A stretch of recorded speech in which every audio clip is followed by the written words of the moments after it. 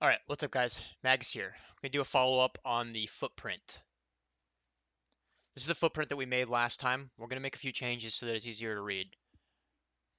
First of all, we're gonna go ahead and bump it up to a 15-minute time frame for the purpose of the video. You can do this also by pressing F5, and if you're in the default settings, you come over here, and it's just your time frame based off minutes. Hourly would be 60. We're gonna stay with 15 for the time being. We're going to change the tick size right here up to 5. What this does is that each one of these blocks currently is printed every 50 cents because MEX is based off 50-cent ticks. However, when we move up to higher time frame, and really for the purpose of learning these tools, definitely recommend we up the tick size so that we get less information per price point. Okay, a couple more things. Let's see, we'll go into F6 and we'll go into the numbers bar settings and we're going to change the candle type.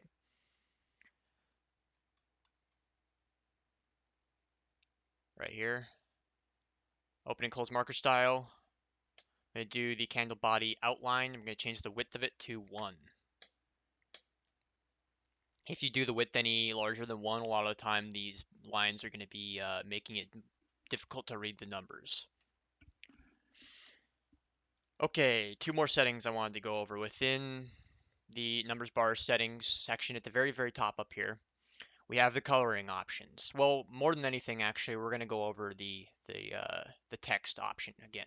So I have it set to bid ask, right? So that's showing us on the left, it's showing us the asks or sells, right? And on the right, it's showing us the bid or the buy. These are all market orders, right? That's all this is going to show us is market orders, right? So you can see that in this most recent candle that there has been 700 or 873.5 thousand market sales, which you see ticking up over 900 now, a million, right? We're getting some volume and you see this ticking up. You see the bids aren't really moving up, right? What's happening? People are aggressively market selling right now. If I could show you my agar, you would see it. It's all red.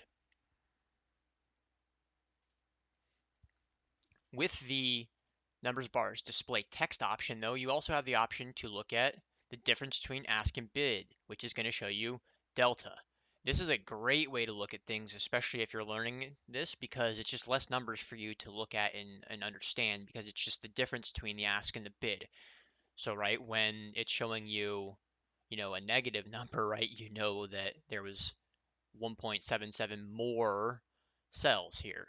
Some of these settings aren't that great, right? That it's showing you green, these should be on the other side, but we'll fix all that stuff as time goes on. Anyways, going back to the bid and ask, I always use bid ask. The background coloring type, or the background type, right? We just have a split. And we based it last time off of Delta, which I always prefer. Something I want to throw in here is you can also change the text coloring option. And this coloring right here is based off of the background, but if you scroll all the way down here to this section, this is based off, this is the coloring for the text, right? So you can enable the text to have a different color setting. Great tool. I have it set up that way. I'll show you mine soon. Okay, so just going over what we're actually looking at, right? We're getting 5 ticks, so each block represents $5, and we're seeing the individual sells and buys in the candle. So I'm going to show you the comparison, 15-minute footprint and 15-minute candlestick. You can see that they're the same. The difference is that we see inside the candles of what's actually going on here.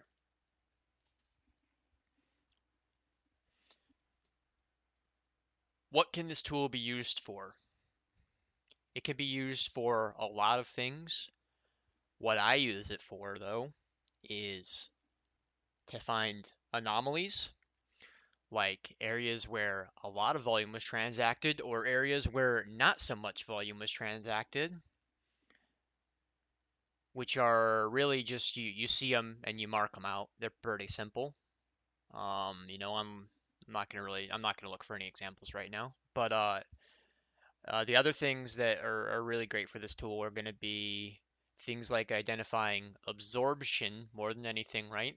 So let's say this 9355 level is a massive um, resistance, right? You're going to see people aggressively buying into it, but if you see aggressive buying and no follow through, right? We're not actually able to get through that. That's in essence, in a simple way, that's what absorption looks like. So identifying absorption is great with this tool.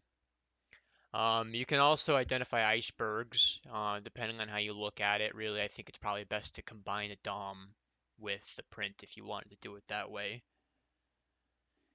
And then here's the thing that we don't hear a lot of people talk about that I use this a lot for, and that is the idea of initiation, right? So you want to wait and see before you get, I mean, this is how I look at it, like, at least, before I'm ever going to get full size on a scalp, I want to see that the strong participant that I'm almost going to swim in their wake is showing up to work, right? So the easy example is that we're getting a harsh sell-off, right? We're selling hard, but I still think we're in a compression cycle, and I'm feeling pretty confident to revert back to the mean. So when the sellers sell aggressively, I see them selling aggressively in the print, and it gets to my support level, and I might start a position there, right? I might add on. Maybe I've got 20, 30, 40% of my desired position size added on. Now that I see the sellers have been selling aggressively at the low, and now I see the buyers starting to hop in. Now that the buyers are starting to hop in, I can see that they're quote unquote initiating, right? They're showing that they're here to buy. So now that, let's say, our sellers have sold aggressively here, and now our buyers are showing up and we're moving the price against the sellers, and now the sellers are officially sweating. They might not necessarily be trapped at this point, but they're worried. And as the day continues and we chop forward up, they continue to get trapped more and more, and you're going to see them unwind their positions. It's going to make the price go up.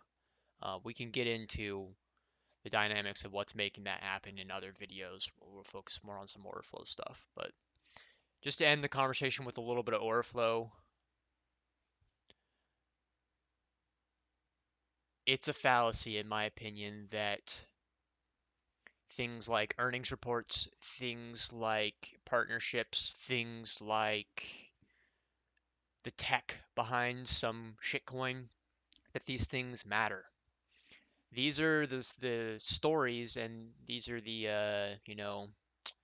the bait on the fishing hook that we're supposed to get caught on. This is for the weak trader to focus. The trader that really understands things knows that simply all that matters is this relationship between buyer and seller, the relationship between passive and aggressive. And that's really what I want to drive home to you guys is that, I'm not saying I'm right, but it's worked for me, and I really don't believe in any of these fundamentals or really even a lot of technicals that people talk about nowadays.